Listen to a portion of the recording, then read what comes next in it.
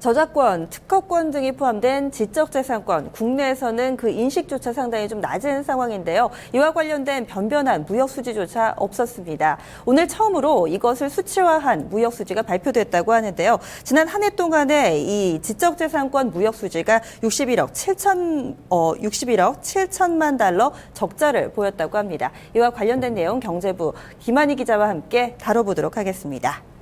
우선 오늘 발표된 통계 수치부터 좀 전달을 해주시죠.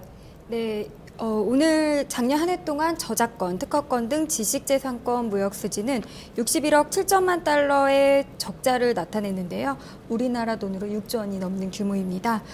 이 통계는 지식재산권 분야, 즉 특허나 상표권, 저작권 등을 나타내는 지식재산의 사용료로 얼마나 주고받았는지를 알려주는 것인데요. 그동안 우리나라는 지식재산 분야의 만성적인 무역수지 적자 국가였습니다. 하지만 이를 정확히 분석해주는 통계가 없어 개선을 하고 싶어도 어디서부터 손을 대야 할지 몰랐던 겁니다.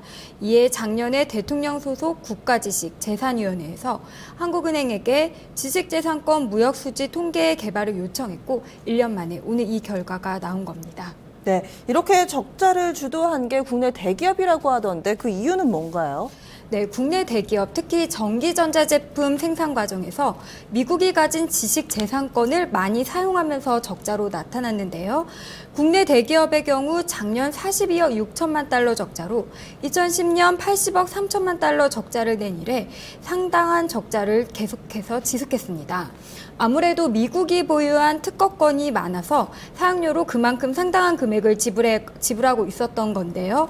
예를 들면 국내 스마트폰 제조업체가 미국 회사에 각종 특허권 사용료를 지급하는 것이 이 분류에 해당하는 것으로 보면 될 것 같습니다.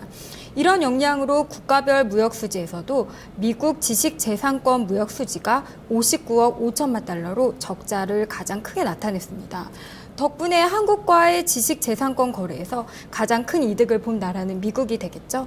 한국은 지난해 미국에 17억 7천만 달러의 지식재산권을 수출했지만 그 4배가 넘는 77억 2천만 달러를 수입했습니다. 네, IT 업계 쪽에서 미국 쪽의 특허를 좀 많이 활용을 했기 때문에 적자가 좀 발생을 했네요. 그러면 이 지적재산권으로 인해서 흑자를 보는 기업이나 나라는 없나요?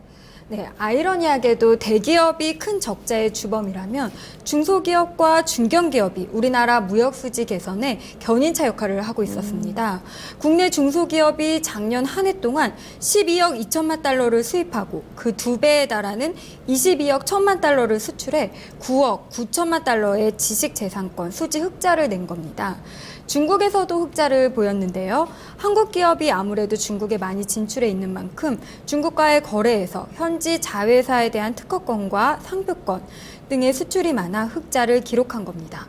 작년에만 총 22억 3천만 달러의 흑자입니다. 아무래도 중소기업 같은 경우는 이런 로열티를 지불하기보다는 자기네 기술력으로 좀 해야 되기 때문에 이런 결과가 좀 나아지지 않았나라는 생각이 드는데, 그렇다면은 이 무역수지 쪽에서는 대기업이나 IT 쪽에 이런 부분으로 인해서 좀 적자를 기록하게 된 거군요. 올해 처음으로 좀 통계가 나왔다고 하던데 앞으로는 이 통계 좀 어떻게 쓰일 전망인가요? 네, 일단 오늘 처음으로 발표를 했고요. 내년부터 매년 1회 발표를 하게 됩니다.